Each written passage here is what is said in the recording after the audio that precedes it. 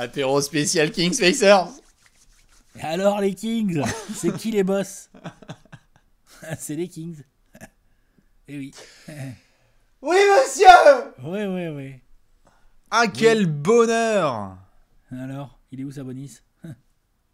Eh ben, je Il peux est te à dire qu'il est Sacramento. plus à Indiana, hein, ça c'est sûr et certain. On s'installe tranquillou pour se faire ce spécial apéro, transfert, trade deadline, Kings, Pacers, il y a eu du gros transfert, il fallait qu'on s'y pose.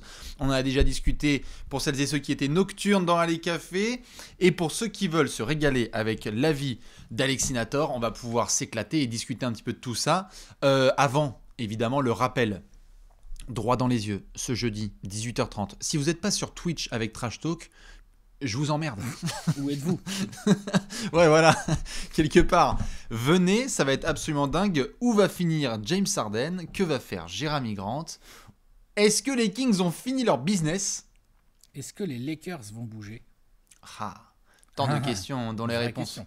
Tout à fait, tant de questions dont les réponses auront lieu sur ce canapé mythique avec Alex, avec Simon, avec Bibi, avec Léon à la prod, donc demain 18h30. Le rendez-vous, il est pris. Alex, on va même pas perdre de temps, j'ai envie de me régaler et que tu me régales comme les milliers de personnes qui sont prêtes à nous regarder. Kings, Pacers, avant de revenir sur ce trade extraordinaire, j'ai envie de te tendre la perche. Ça faisait quelques semaines qu'on allait aborder la trade deadline et dans les équipes les plus actives dans la rumeur, il y avait Sacramento, il y avait Indiana quand même. Ah non, mais complètement. Pas du tout une surprise de voir ces équipes-là impliquées dans des trades. D'ailleurs, les Pacers venaient d'en faire un juste avant en lâchant Caris LeVert à Cleveland contre des contreparties qui sont des contreparties que l'on appelle de flexibilité. Tout à fait. C'est pas des contreparties sportives, vraiment. Pas humaines. Non, mais ça, ils ont récupéré Rubio qui est blessé. Des balles de ping-pong. Voilà. Donc, c'est l'idée. Là, c'est un peu différent. On s'est retrouvé dans un trade, donc bon... tu sais, et les gens ils savent ce que je pense de la situation de Sacramento. Il y a un extrait d'une vidéo que je me suis fait plaisir à découper moi-même comme un grand, parce que je suis un monteur moi, et à balancer sur les réseaux sociaux. Fin janvier là. Parce que ça me faisait marrer. La première fois, c'est parce qu'au lendemain de la vidéo, je tombe sur le match des Kings. C'est Boston là, contre les Celtics, je crois, ouais, c'est ça. Une perte de 70 points, c'est ça ouais, voilà, c'est ça. Là, récemment, bon, si tu veux, voilà. Alors, est-ce que c'est un vrai bouton rouge côté Sacramento? L'avenir nous le dira. Mais pour leur défense, que j'ai vu beaucoup de gens critiquer ce trade, moi, personnellement, je le trouve pas si mauvais. Je le dis tout de suite, je le trouve pas si mauvais. Et je vais m'expliquer. Et c'est même pas mon premier point, mais mon premier point pour la défense des Kings, c'est comme l'ont très bien fait remarquer leurs fans, ils ont été provoqués. Ils ont été provoqués par les Blazers pour enchaîner deux gros trades bien pourraves sur le plan sportif. Comment ça, on se fout de leur gueule? Mais attends, ouais, mais moi aussi j'en veux là. Là, les Kings, ils ont fait non. Non. On répond tout de suite, on laisse pas passer ça. C'est qui le patron? C'est hors de question. Allez, à Liberton, ça dégage. C'est qui le patron? Voilà. Non. C'est qui le patron de Ils l'actu? peuvent C'est pas Bibi. laisser passer ça. Non, mais on va y revenir évidemment sur ce transfert parce que c'est vrai qu'il y a plein d'avis à chaud et puis le bâton il est facilement tendu pour taper sur les Kings. Mais il y a plein de choses à devoir analyser. Ce qui est sûr, c'est que ça faisait quelques semaines en effet qu'on discutait. Tu parlais de Caris LeVert, on avait des rumeurs sur Miles Turner et Domantas Sabonis. On avait beaucoup de rapports qui sortaient de Sacramento qui nous disaient attention, Buddy Hield, Harrison ça sent Barnes, Marvin Bagley, oh. Harrison Barnes, Richon Holmes, tout le monde est acceptable sauf Haliburton. Sauf. Et qui c'est qui est dans le premier trade? Bim. Attention. Haliburton. Là, on retrouve Tout le monde, mais jamais personne. Enfin, en même temps, Mais c'est le jeu. oui. Et puis c'est surtout les fans qui le disaient. Hein. Moi, personnellement, après peut-être que j'ai pas tout écouté, hein, mais je crois pas que Monte McNair il ait dit clairement je traderai pas Haliburton. Ah bah alors, c'est là que j'interviens. Il l'a dit. C'est là que j'interviens. C'est que si ça n'a pas été Monte McNair, par contre, on a eu vraiment un communiqué de la part de Shams Charania publiquement qui a dit que les Kings ne transféraient ni De'Aaron Fox ni Tyrese Haliburton. Oui, Et d'ailleurs, Charania. non mais bien sûr. Non mais bien sûr, mais je veux dire, c'est un insider.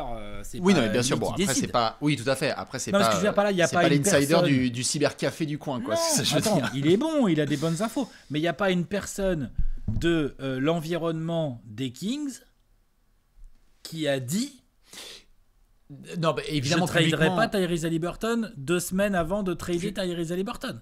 Publiquement, non. Mais d'ailleurs, on va y revenir. Ce qui s'est passé, c'est que moi, je crois au fait vraiment que ce qui circulait comme info, parce que les Kings étaient très liés, notamment au transfert de Ben Simmons potentiel. C'est-à-dire, putain, s'il est dispo, pourquoi pas De'Aaron Fox, quel est le package? Est-ce qu'on doit mettre De'Aaron Fox et Buddy Hield et Marvin Bagley? Est-ce qu'on doit mettre Tyrese Haliburton à la place? Et donc, c'est en ça que on avait eu Sacramento qui avait dit non, parce que ça devenait un petit peu le bordel au niveau des propositions qui étaient faites, c'est-à-dire, ah tiens, vous êtes capable de mettre ces joueurs dans ces packages, qu'est-ce que vous pensez de Jeremy Grant et ou de Domantas Sabonis? Et en fait, c'est là qu'on en est venu au dossier Sabonis, c'est que lorsqu'il a été question de savoir que Sabonis était disponible dans un transfert, mais que ce n'était pas De'Aaron Fox, mais Tyrese Haliburton dont il était question, là par contre, vraiment, on a réfléchi beaucoup plus à Sacramento, parce qu'il y avait beaucoup plus la perspective d'avoir un duo De'Aaron Fox, Domantas Sabonis, que la perspective d'avoir un duo Tyrese Haliburton, Domantas Sabonis.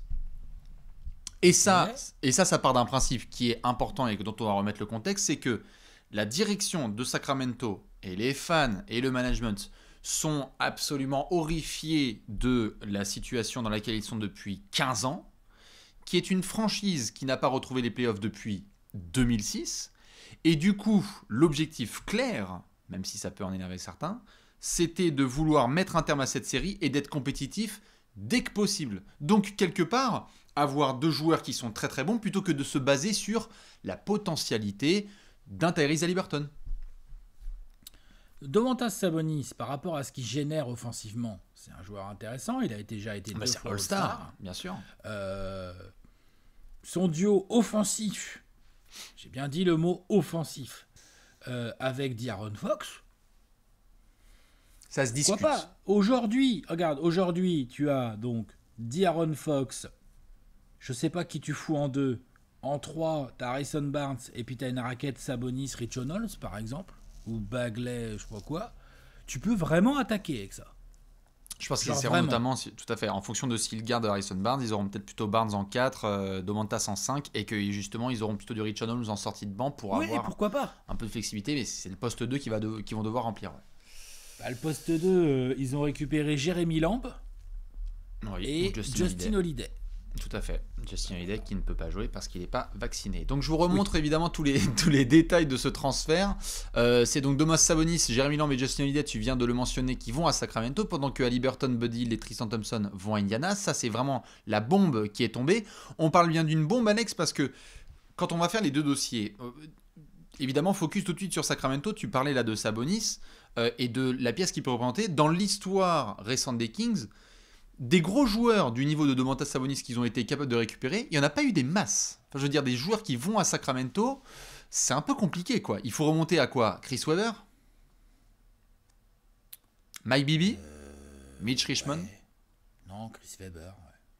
Bah, donc, quand l'opportunité se présente d'avoir un double All-Star dans un trade, peut-être qu'en effet, Monty McNair s'est dit, bon, bah, je saute sur l'occasion. Moi, je pense sincèrement que les Kings, au fond d'eux-mêmes, ils étaient prêts à trader n'importe qui de leur effectif. Ah ben oui. Même De'Aaron Fox. Ah, De'Aaron Fox, je dis même De'Aaron Fox parce que c'est le joueur sur lequel ils sont le plus commit, quoi. Enfin, je veux dire, il y a de l'argent en jeu, il y a un contrat long qu'ils ont. Tu vois, pour le moment, c'est le joueur sur lequel ils sont le plus engagés d'un point de vue contractuel déjà. En plus, il est encore jeune. Non, mais tu vois, il est encore jeune. De'Aaron Fox, De'Aaron Fox, c'est un bon joueur, non? Ah bah, il y a de la papade gauche maintenant entre Fox et de talent avec Sabonis aussi. Hein. Et voilà. Donc, en gros, quand les Pacers ont dû... Je sais pas comment ça s'est fait. Est-ce que ce sont les Kings qui sont venus pour essayer de tâter le terrain auprès de Sabonis? Est-ce que ce sont les Pacers qui, quand même, sont eux aussi, on va en parler, en train de démanteler le bordel, hein, les Pacers, mine de rien. Rick Carlisle, il a dit, virez-moi tout ça, hein, clairement, là, on voit bien, hein, tu vois.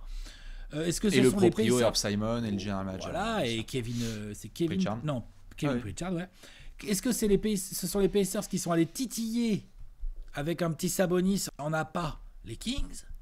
Et qu'à partir du moment où les Kings ont mordu à l'hameçon, les Pacers ont dit « Ok, par contre, nous, De'Aaron Fox, bof, est-ce qu'on peut avoir Tyrese Haliburton ?» Et à partir de là, c'est là que Buddy Hield rentre en jeu, qui est plus dans un équilibre de contrat, parce qu'on voit déjà certaines rumeurs où les Pacers n'ont même pas l'air de vouloir le garder là, limite là. Moi, je Bien sûr. croyais qu'ils pouvaient pas le retrader tout de suite, tu vois. Et d'ailleurs, il y a d'autres retours qui tombent là, notamment de Zach Lowe, sur le fait que pour le moment, Indiana n'a pas prévu, c'est juste qu'ils sont en discussion, mais que n'a pas prévu pour le moment de retransférer Buddy Hield. Ce sera Non, à mais ils voir, en effet, l'envisagent, comme ça. quoi. Mais ça s'envisage parce qu'à Indiana, il y a beaucoup de modifications. Pour répondre à ta question, les premiers rapports qui sortent, c'est que lorsque les Pacers ont appris que Tyrese Haliburton était disponible dans un package de transfert, c'est passé à une vitesse supérieure en fait au niveau des négociations. Ils ont Parce dit, qu'il y a vous plein de voulez quoi, franchises à comme Sabonis Adrian Wojnarowski qui en a parlé, qui ont dit attends, comment ça? Mais Haliburton en fait il était disponible. Il y a des franchises qui sont hallucinées parce qu'elles se disent mais attends, mais si Haliburton il était dispo dans des packages, mais nous on aurait appelé Sacramento mais 3 fois par semaine en fait, parce que le talent il est indéniable après avoir calé son plafond et ce que ça va donner. Mais c'est ce qui a choqué, c'est que Indiana ils se sont dit attends vraiment là c'est pas le package, c'est pas Buddy Hield plus Harrison Barnes plus Richon Holmes plus quoi que ce soit, c'est là il y a Tyrese Haliburton qui est dans le package, alors que le mec était étiqueté comme celui qui allait représenter l'avenir des Kings. Donc je pense que c'est dans cet ordre-là de ce qui a été rapporté que les choses se sont déroulées, c'est-à-dire Indiana qui discute et soudainement dans la conversation il y a Tyrese Haliburton qui pop-up, et donc à ce moment-là ça s'accélère et c'est ce qui fait que tu peux avoir Domantas Sabonis qui est transféré aux Les Kings. Kings ont demandé Sabonis, tu penses? Ah oui, ça par contre, ça faisait plusieurs semaines que les Kings étaient dans cette dynamique de vouloir être compétitifs, qu'ils voulaient faire des gros changements dans leur effectif et que ça dépendait de Sabonis, Jeremy Grant, parce que le dossier Ben Simmons commençait à s'écrouler. Et tout ce qu'on ne savait pas encore, c'était de savoir si Sabonis allait aller à Sacramento ou à Washington, quelle allait être la contrepartie. Et donc les Kings disaient, pour le moment de ce qu'on sait, De'Aaron Fox c'est off. Ce qu'on ne savait pas, c'est que Tyrese Haliburton, par contre, ça allait être oui. Mais je crois que Sacramento était très intéressé par Sabonis. Parce que comme je l'ai dit, ce n'est pas un endroit où les free agents vont, où les gros transferts sont communs. Et que par contre, quand ils ont vu le paquet, ils se sont dit, bah let's go, accélérons quoi. D'ailleurs, il n'y a quasiment pas de pics de draft qui sont inclus dans ce trade, c'est extraordinaire. Il n'y en a pas. Non, il y a... Si, je crois que les Pacers en envoient un quand même. Hein. Alors, Non? magnifique, j'ai hâte de voir ta réaction. C'est un second tour envoyé. C'est un tour de draft, quoi. Tout à fait. Quoi. Et dont la protection... Il y a une protection. Et alors, j'espère que tu es prêt pour la protection, parce que j'en ai parlé hier sur Twitter. La protection sur ce pic de second tour est entre les places 31 et 55. Quoi? Donc il reste plus rien, en fait. Sans déconner. Mais, t'as un pic. tu l'as. Mais, bon, ça c'est juste pour la punchline facile, mais en gros... c'est vraiment du joueur pour joueur. C'est Domantas Sabonis, Jeremy Lamb et Justin Holiday contre Tyrese Haliburton, Buddy Hield et Tristan Thompson. Oui. Et donc oui, tu le disais en postulat et je te tends la perche là-dessus Alex, il y a eu de la punchline facile sur les Kings, mais quand même, tu as une doublette Sabonis, De'Aaron Fox sous contrat qui peut, sous Alvin Gentry à confirmer, apporter des résultats à Sacramento.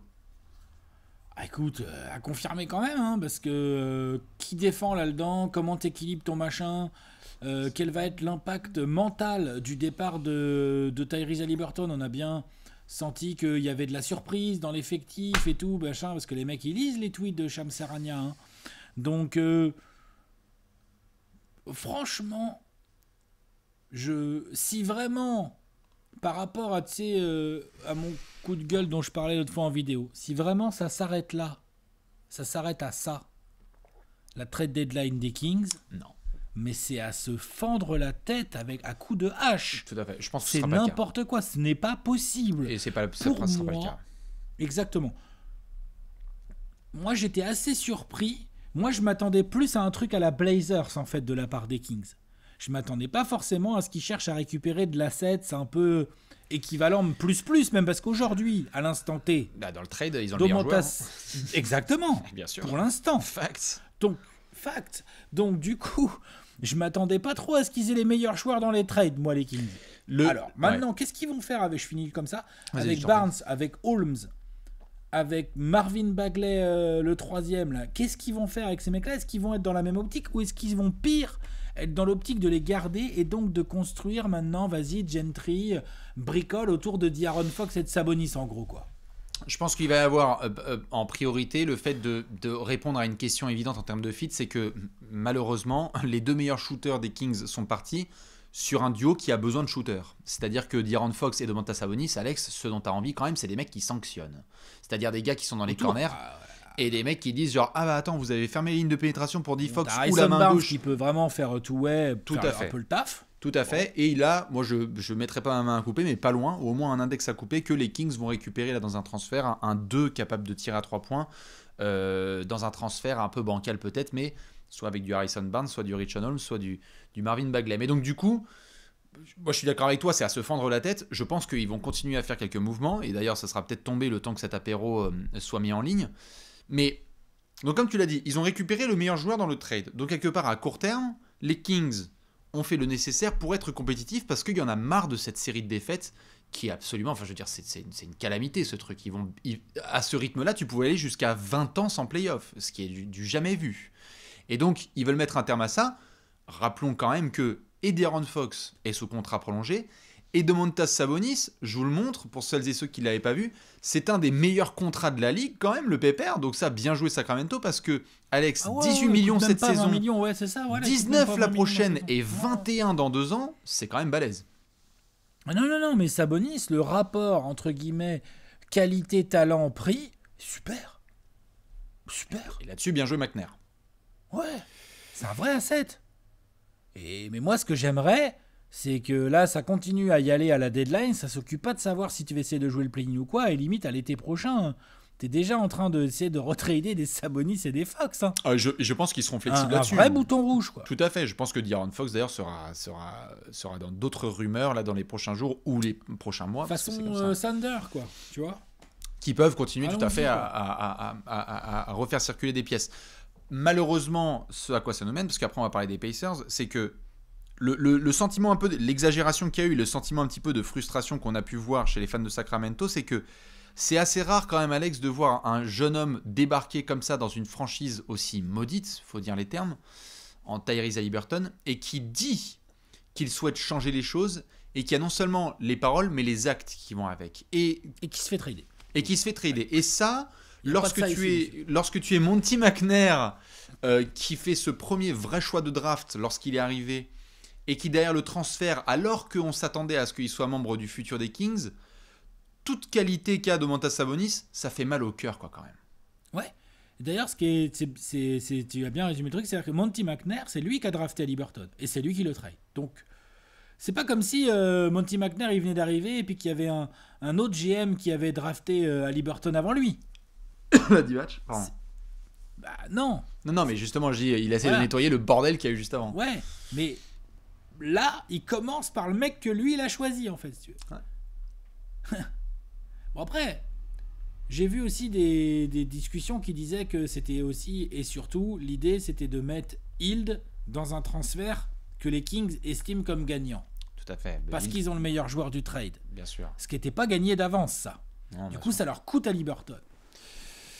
Et les fans sont dégoûtés, on va voir ce que ça va donner, mais effectivement, ça peut pas s'arrêter là. Il faut absolument continuer là. Il faut y aller. Ça peut pas s'arrêter là, surtout que en plus, comme on en parlait avec l'apéro sur nos amis de New Orleans, on est sur des Kings qui ont envie d'être compétitifs. Alex, je monte le classement à l'instant. Au moment où on parle, tu es à 36 défaites pour 20 victoires, alors que les Pélicans en ouverture du play-in sont à 22 victoires pour 32 défaites.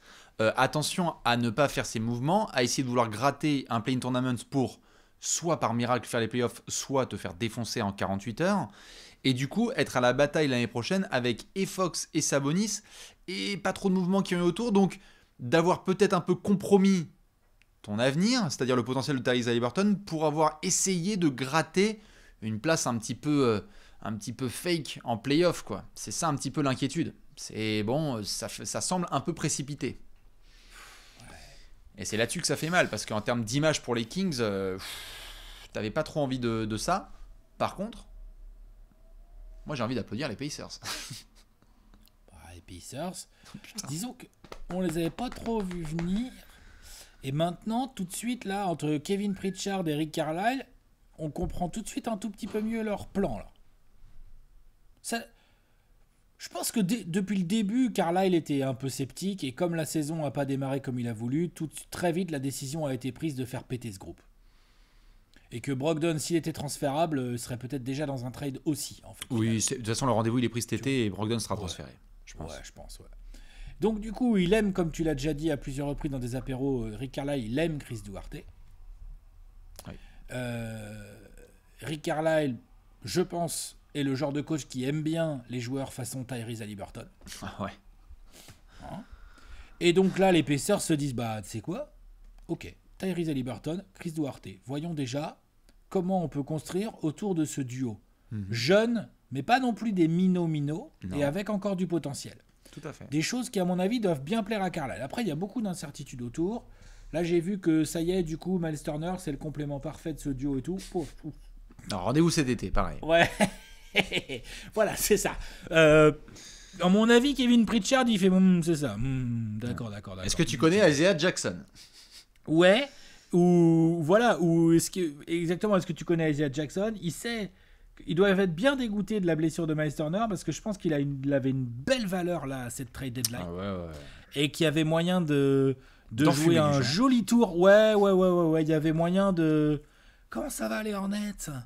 Ouais. Les Hornets, Alors comme ça, vous voulez un pivot?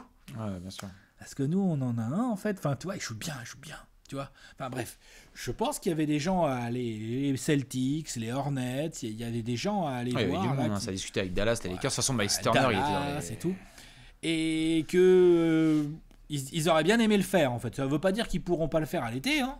Non. Mais je pense qu'ils auraient bien aimé le faire là. Ouais.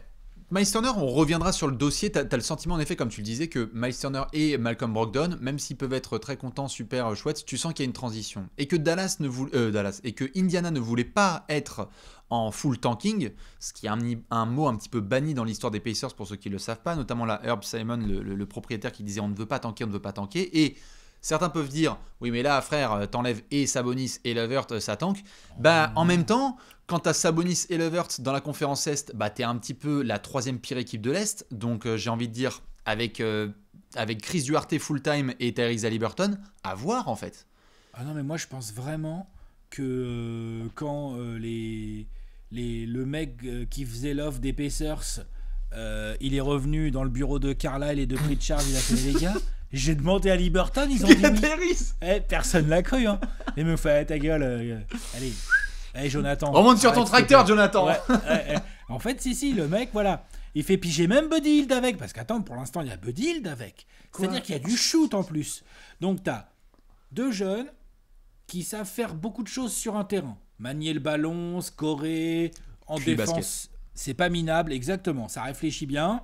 Que tu peux associer. Moi, je suis d'accord avec toi, Bastien. Je pense qu'il sera transféré d'ici l'été, mais avec un joueur comme Brogdon, qui lui aussi est un joueur assez cérébral avec du basket. Hein. Tu as Buddy Hield, on verra ce qu'ils en font. Il y a déjà des rumeurs. En attendant, c'est un gros shooter, vrai shooter qui peut mettre des paniers. Tu as toujours Miles Turner, donc tu as des vrais monnaies d'échange. On verra si un jour TJ Warren sort de l'infirmerie.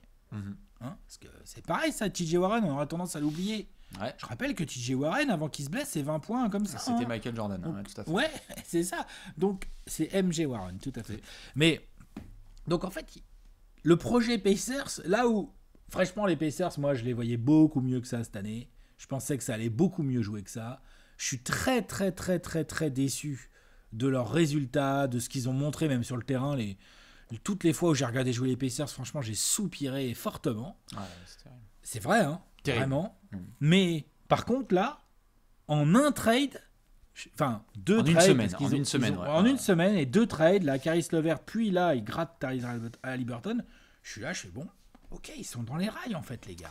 Ils sont encore dans les rails, quoi. Complètement. J'allais même aller plus loin. Moi, je t'avoue que c'est pas pour faire de punchline à Sacramento. On les laissera en effet nous montrer sur le terrain ce que ça peut donner avec Fox, avec Sabonis, parce que si ça se trouve, ils vont nous séduire et on va se retrouver devant un duo qui fonctionne, avec Monte McNair qui va trouver les ingrédients autour pour que ce soit compétitif. Why not? Mais alors franchement, je suis giga fan de ce qu'ont fait les Pacers. C'est-à-dire que des équipes dont on a parlé, qui se retrouvent dans le ventre mou, où on sait déjà quel est le plafond.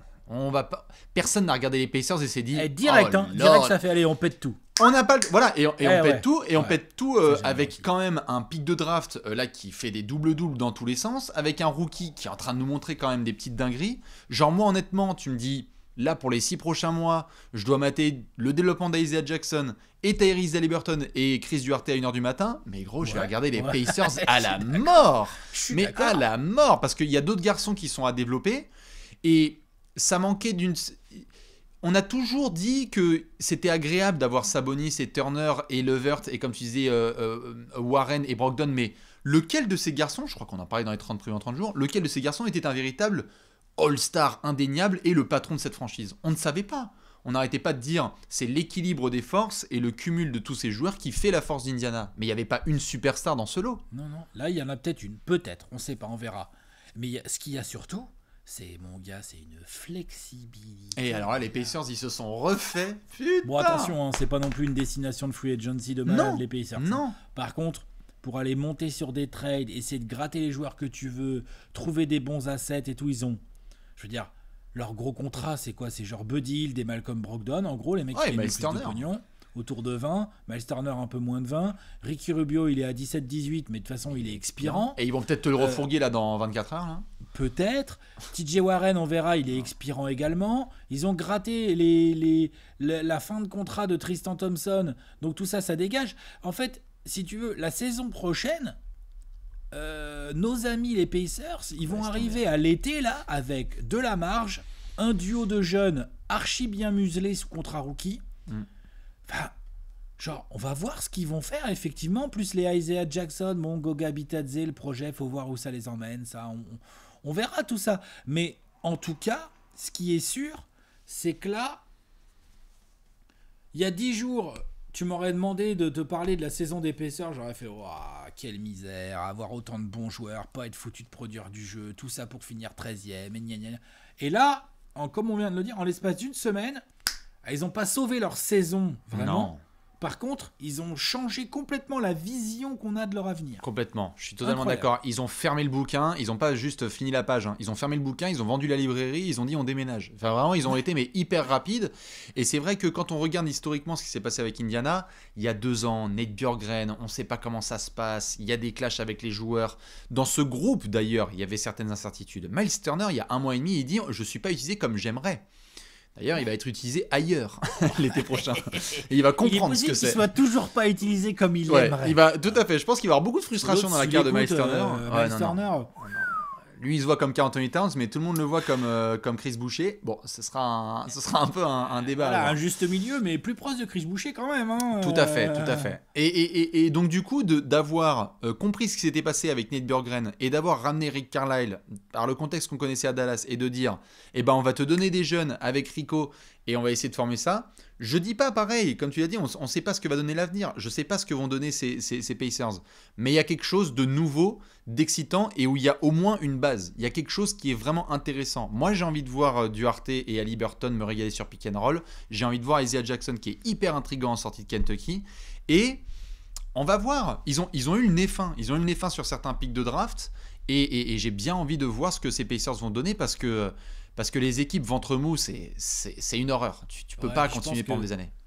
Je pense que le côté aussi Rick Carlisle, clairement. Il n'y a pas le time. Je pense que. Mais c'est ça, il a dû dire à Kevin Pritchard, il a dit gros, il y a 5 saisons, j'ai compris. Il y a une série. En gros, tu as la sensation que Rick Carlisle, il a commencé une série en 5 saisons, qui avait du potentiel, avec un bon pitch, et au bout de 2 épisodes, il a fait. Vire-moi le casting. Je vais regarder The Wire. Ouais. Tu me vires le Real. C'est ça. C'est vraiment ça. Non, et du coup, comme je pense que s'il est revenu et tout, je pense qu'il a dû avoir des discussions en amont avec un gars comme Kevin Pritchard ou avec Herb Simon, le proprio, et que ce petit trio-là, avec leurs conseillers tout le bordel, ils étaient tous d'accord en gros. Ils ont dit ok, on y va, on pète, c'est pas grave. Complètement. Comme en plus, de toute façon, les résultats sportifs n'étaient pas là. C'est pas comme si Indiana était genre 7ème en train de se battre. Non, complètement, exactement. Et puis c'est pas comme si, là, avec ce groupe-là, on était là, genre, t'en souviens quand ils ont été en finale de conf? Genre, les mecs ont fait au max un premier tour avec Oladipo, donc c'était pas comme s'ils avaient été non plus injouables. Ils ont fait la bulle avec ce groupe et ça s'était mal passé. Donc, vraiment, sur les Pacers, il y a un optimisme, il y a quelque chose d'hyper intéressant à devoir suivre et à développer. En plus, Dieu merci, Tyrese Haliburton joue à 1h du matin maintenant, donc efficace. Pour les Kings, on va conclure là-dessus parce qu'on a fait un petit virage. Tu le disais, on les a pas mal tabassés à chaud sur ce transfert. si tu devais donner un petit peu une sorte de bouée de sauvetage et un petit peu une to-do list pour les fans des Kings, là, en 3 étapes. On va essayer de la faire. Ben oui, je sais, je te mets on the spot, mais là, c'est le volcan. Ouais. Mais il faut qu'on essaye de trouver 3 points importants à filer aux fans des Kings, là, sur les prochaines semaines, pour que ce soit pas le désespoir complet. C'est quoi? Déterminer très rapidement si la paire Fox-Sabonis jeune et sous contrat avec des montants, même si Fox gagne plus d'argent et tout, mais moi je trouve que ce sont des contrats corrects, enfin normaux, quoi, tu vois. Tout à fait. Suite Sabonis, c'est même très bon rapport qualité-prix, comme on l'a dit. Donc déterminer si cette paire est vraiment le noyau de ton avenir. Et si, à mon sens, c'est ce qu'il faudrait faire. Et si oui, tu dois construire autour. Tu dois réfléchir. Tout à l'heure, tu as parlé des shooters, je suis complètement d'accord. Il faut des shooters qui défendent. Il faut des two-way. Des two-way. Tu as un duo pour attaquer. Tu as un duo qui peut faire du pick and roll. Les deux joueurs peuvent passer. Les deux joueurs peuvent jouer en transition. Les deux joueurs peuvent scorer. Les deux joueurs peuvent scorer dans le périmètre et en agression de cercle, tu vois, dans des styles différents, évidemment. Les deux joueurs sont plutôt des joueurs quand même à QI basket offensif. Je veux dire, Fox, ça va, il s'est attaqué, et Sabonis aussi, quoi, tu vois, genre voilà. Donc, on y va, on n'a pas peur, on veut des two-way, et c'est parti, quoi. Harrison Barnes, il va intéresser des gens, qu'est-ce que tu peux avoir en échange? Si c'est pas tout de suite, c'est pas grave. Prends les pics de draft, tu vois ce que je veux dire, mais Ouais, bien sûr, bien sûr. ça peut pas rester là. Si Fox Sabonis est ton noyau, ça peut pas rester là. Je suis d'accord, ça c'est la priorité. Je mettrais en priorité absolue le fait de calmer tout de suite les ardeurs sur le play-in tournament. Mais oui. Les moves qui ont été faits ne sont pas pour cette saison, c'est pour la prochaine. Ouais. C'est pas pour cette saison. Vraiment, je sais qu'il y en a qui vont très logiquement se dire Théma, vous avez fait ces moves en février et vous n'êtes pas au play-in tournament. Fine, c'est pas grave. Ce n'est pas grave. Être encore un tout petit peu patient, se bouffer une saison de plus sans playoff et juste basta. Tu construis pour la saison prochaine. Comme tu l'as dit là, avec un effectif qui est logique autour de ça. Définir qui est l'entraîneur de ce bordel.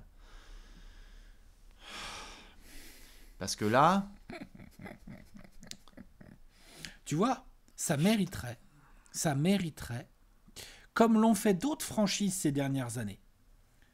On a parlé dans un apéro récent des Pélicans, qui ont pris Willie Green. Les Blazers ont pris John Billups. À l'époque, les Raptors ont pris Nick Nurse. Enfin, on en a plein des exemples d'équipes, de franchises qui ont misé sur des coachs nouveaux.